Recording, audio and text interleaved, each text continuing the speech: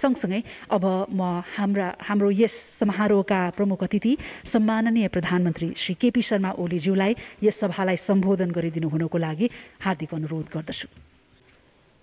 योजना आयोगका माननीय सदस्यज्यू, मुख्य सचिवज्यू, आज पुरस्कृत हुने व्यक्तित्वहरू र सम्पूर्ण यस क्षेत्रमा क्रियाशील साथीहरू र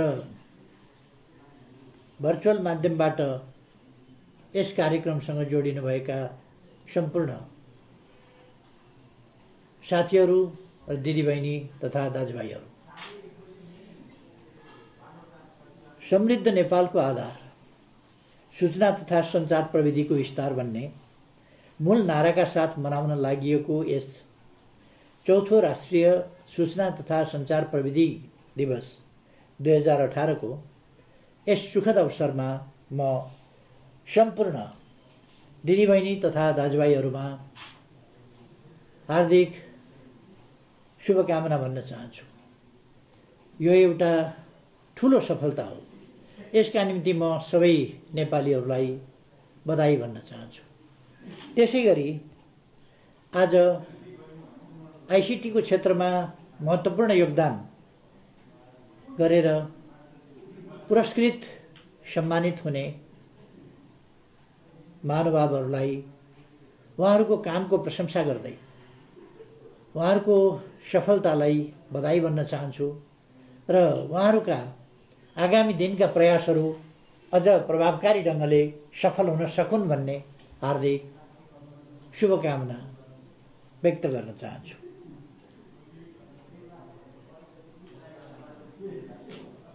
सूचना तथा सञ्चार प्रविधिमा भएको तीव्र विकासले गर्दा आज समग्र विश्वलाई नै एउटा गाउँको रूपमा रूपान्तरण गरेको छ भनिन्छ।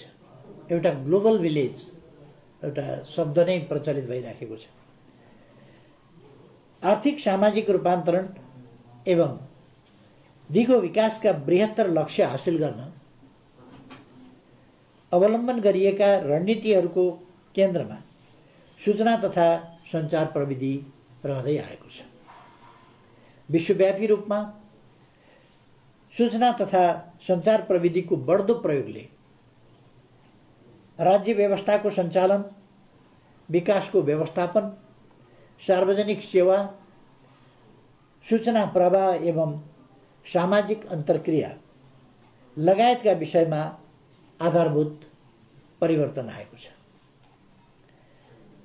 सूचना प्रविधिको उच्चतम उपयोग र सदुपयोग गरी सरकारी सेवालाई पेपरलेस र फेसलेस बनाउँदै आम नागरिकलाई कम समय र कम खर्चमा बिना झन्झट, बिना हैरानी, सहज, सरल, सुलभ रूपमा सेवा प्रदान गर्ने तथा जो जहाँ रहे पनि फेस टू फेस सम्पर्क, सरसल्लाह, छलफल, परामर्श जस्ता कुराहरू गर्ने अवसर आज हामीलाई प्राप्त भएको छ। डिजिटल पूर्वाधार तथा प्रविधिको विकास एवं विस्तार गरी अर्थतन्त्रमा सञ्चार तथा सूचना प्रविधिको योगदान बढाउने र सुशासन, समृद्धि र विकासका लागि नेपाल सरकारले रूपान्तरणकारी आयोजनाको रूपमा डिजिटल नेपाल फ्रेमवर्क 2076 कार्यान्वयनमा ल्याएको छ। डिजिटल नेपाल फ्रेमवर्क अन्तर्गत शिक्षा, स्वास्थ्य, कृषि, ऊर्जा, पर्यटन, शहरी पूर्वाधार, वित्त, डिजिटल फाउन्डेसन लगायत 8वटा क्षेत्र र 80वटा डिजिटल पहलहरू समेटिएका छन्। पूर्व पश्चिम, उत्तर दक्षिण एवं जिल्ला सदरमुकाम जोड्ने सूचना महामार्ग निर्माण र विस्तारको कार्य द्रुततर रूपमा अगाडि बढाइएको छ। सबै स्थानीय तह, वडा कार्यालय, सामुदायिक विद्यालय, स्वास्थ्य केन्द्रसम्म सूचना प्रविधि पूर्वाधारको पहुँच सुनिश्चित गर्ने, उपरोक्त स्थानहरूमा ब्रोडब्यान्ड इन्टरनेट सेवा पुर्याउने र प्रत्येक स्थानीय तहमा सूचना प्रविधि केन्द्र स्थापना र सञ्चालन गर्ने गरी कार्य अगाडि बढाइएको छ। राष्ट्रिय सूचना तथा सञ्चार प्रविधि दिवसकै अवसर पारेर सरकारले आज नागरिक एप औपचारिक रूपमा सार्वजनिक गरेको छ।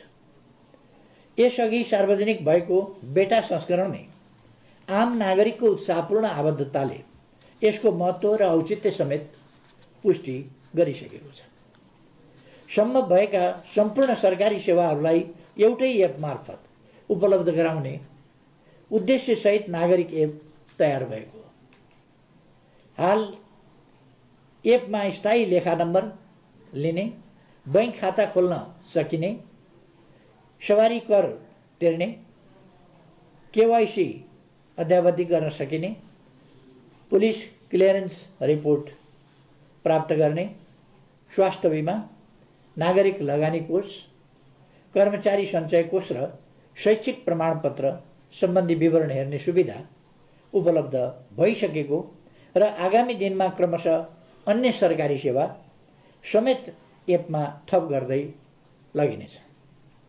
एपको प्रयोगले कागजात बोकेर सरकारी कार्यालय पछि धाउनु पर्ने झन्झटबाट नागरिक मुक्त हुने, सरकारी काम कारबाहीलाई छिटो छरितो र पारदर्शी बनाउन सहयोग पुग्ने, भ्रष्टाचार मुक्त नेपालको सरकारी लक्ष्य हासिल गर्न यो एप महत्त्वपूर्ण कडी हुने तथा घरमै बसेर अनलाइन मार्फत नै सरकारी सेवा लिन सकिने यस एपले नेपालको सार्वजनिक सेवा सुधारमा युगान्तकारी परिवर्तन ल्याउने विश्वास मैले लिएको छु। सिंहदरबारमा रहेको डाटा सेन्टरको क्षमता अभिवृद्धि गरिनुका साथै 7वटै प्रदेशमा डाटा सेन्टर निर्माण गर्ने अवधारणा अनुरूप हाल ललितपुरको कुमलटार र बाँकेको कोवलपुरमा डाटा सेन्टर निर्माणको कार्य अगाडि बढाइएको कुरा अघि नै वक्ताहरूले बताइसक्नु भएको छ। महत्त्वपूर्ण सार्वजनिक तथा धार्मिक स्थलहरूमा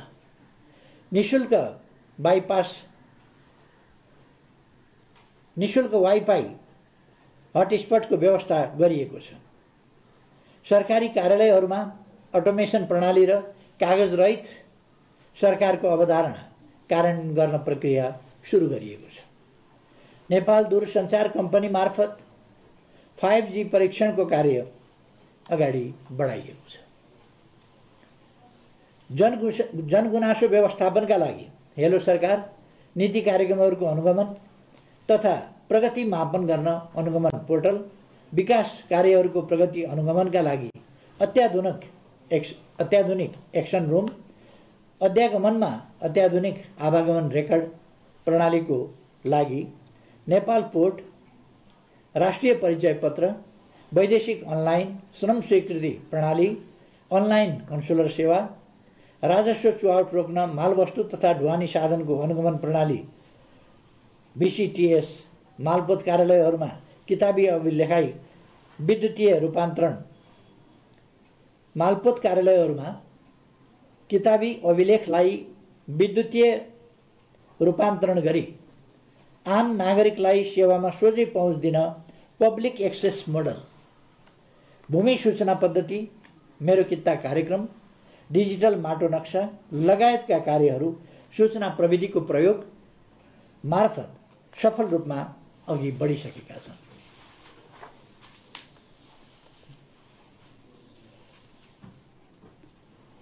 इन्टरनेटलाई अत्यावश्यक सेवाका रूपमा समावेश गरिएको छ। नीतिगत तथा कानुनी सुधार मार्फत सूचना प्रविधि क्षेत्रमा थप लगानीको वातावरण निर्माण गरिएको छ। साइबर अपराध नियन्त्रण तथा साइबर सुरक्षा, सरकारी डाटाको सुरक्षामा विशेष ध्यान केन्द्रित गरिएको छ। सूचना तथा सञ्चार प्रविधिको उपयोगलाई बढी विश्वसनीय, सुरक्षित र पहुँचयोग्य बनाउन सरकारले नियमनकारी व्यवस्थालाई प्रभावकारी तुल्याउँदै लगेको छ। सूचना प्रविधि सम्बन्धी विधेयक नेपाल सरकारले सङ्घीय संसदमा पेश गरिसकेको छ। विश्वव्यापी कोभिड-19 को महामारीका कारणले अवरुद्ध विद्यालयको पठन पाठनलाई कोभिड वैकल्पिक माध्यमबाट सुचारू गर्न आवश्यक पर्ने सूचना प्रविधि सम्बन्धी पूर्वाधार निर्माण तथा विद्यार्थीलाई आवश्यक सिमको व्यवस्था मिलाइएको छ। कोभिड-19 महामारीको कठिन समयमा सूचना तथा सञ्चार प्रविधिको माध्यमबाट जीवन रक्षाको लागि सुरक्षित रहन, सतर्कता अपनाउन, सचेतना जगाउने कार्यमा महत्त्वपूर्ण सफलता प्राप्त भएकोले वर्तमान कठिन परिस्थितिमा सञ्चार तथा सूचना प्रविधिको महत्त्व र आवश्यकता अझै बढेको तथ्य पनि म यस अवसरमा उल्लेख गर्न चाहन्छु। आज सूचना तथा सञ्चार प्रविधि दिवसको अवसरमा सरकारी सेवालाई बढी प्रविधि मैत्री बनाउन केही महत्त्वपूर्ण घोषणाहरू भइसकेका छन्। यसअगाडि नागरिक एपको बेटा भर्सन रिलिज गरिएकोमा आजदेखि यसलाई औपचारिक रूपमै सार्वजनिक गर्ने, स्थानीय तहको सेवालाई नागरिक एपमा आबद्ध गर्ने, डाटा सेन्टर तथा इन्टरनेट एक्सचेन्ज सेन्टर विस्तार गर्ने, अनलाइन बैंक खाता खोल्ने, अनलाइन सवारी कर तिर्ने, अनलाइन बैंक केवाइसी भर्ने, सबै स्थानीय तहका वडा कार्यालय, सामुदायिक विद्यालय र स्वास्थ्य केन्द्रसम्म डिजिटल नेपालको पूर्वाधार निर्माणका लागि इन्टरनेट पहुँच पुर्याउने,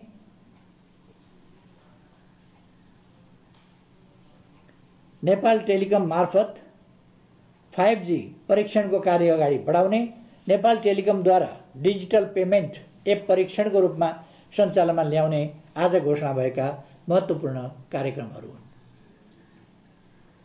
आज घोषणा भएका कार्यक्रमहरूलाई दिगो र गुणस्तरीय रूपमा सञ्चालन तथा व्यवस्थापन गर्न म सञ्चार तथा सूचना प्रविधि मन्त्रालयलाई विशेष निर्देशन गर्न चाहन्छु। हुन त यसै पनि यसको प्रभावकारिताको प्रमाण अथवा दृष्टान्त अहिले भर्खरै मैले नेपाल बैंक लिमिटेड र सिद्धार्थ बैंक लिमिटेडबाट खाता नम्बर सहितको इमेल प्राप्त गरिसकेको छु। भर्खरै खाता खोलियो र भर्खरै मैले खाता नम्बर सहितको इमेल प्राप्त गरिसकेको छु।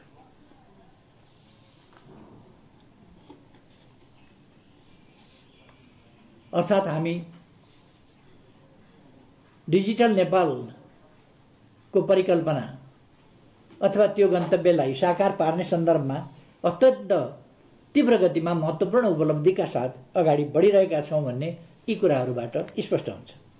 अन्त्यमा सूचना तथा सञ्चार प्रविधिको बढ्दो प्रयोग, निरन्तर विकास, विस्तार एवं गतिशीलताबाट प्राप्त अवसरहरूको उच्च सदुपयोग गर्दै समृद्ध नेपाल, सुखी नेपालीको दीर्घकालीन लक्ष्य वा उद्देश्य पूरा गर्न सहयोग पुर्याउन सूचना तथा सञ्चार प्रविधि क्षेत्रसँग सम्बद्ध सबै सङ्घ संस्था, निकाय, निजी क्षेत्र, सेवा प्रदायक तथा सबै सरोकारवालाहरूलाई समन्वय, सहकार्य र साझेदारीका लागि अनुरोध गर्दै चौथो राष्ट्रिय सूचना तथा सञ्चार प्रविधि दिवस 2078 को यस अवसरमा सबैमा फेरि एकपल्ट हार्दिक शुभकामना व्यक्त गर्न चाहन्छु। धन्यवाद। सबैको हार्दिक आभार व्यक्त गर्न चाहन्छौँ। उहाँका शुभभाव, उहाँका शुभकामना र विशेष गरी राष्ट्रिय समृद्धि अभियानमा लम्किएको सम्पूर्ण राष्ट्रको एउटा यो यात्रालाई आधार, एउटा बलियो आधार तयार गर्न सूचना प्रविधिको प्रवर्धन र डिजिटल नेपालको परिकल्पनालाई पूरा गर्ने दृढ नेतृत्व, प्रतिबद्धता र निर्देशनात्मक अभिव्यक्तिका लागि